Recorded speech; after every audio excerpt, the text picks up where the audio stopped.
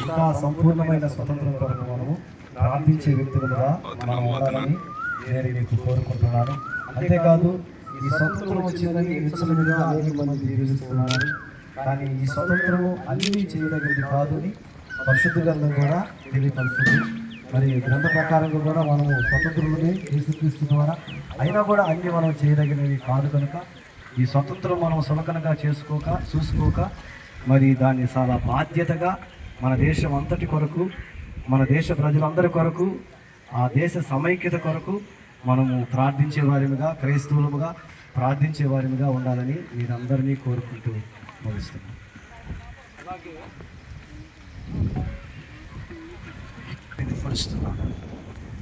నేడు మన భారతదేశంలో చూస్తున్న విధానం చూస్తే మన భారతదేశం అనేది కుల మతాలకు అతీతంగా ఒక సహోదర భావం కలిగి ఎన్నో మతాల సమ్మేళనంతో ఈ భారతదేశం అంతా కూడా ఇమిడి ఉంది.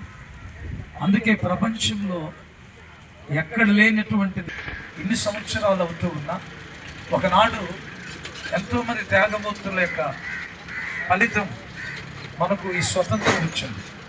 నేడు ఆ స్వతంత్రాన్ని ఇప్పుడున్నటువంటి పాలకులు దుర్వినియోగపరుస్తూ కూడా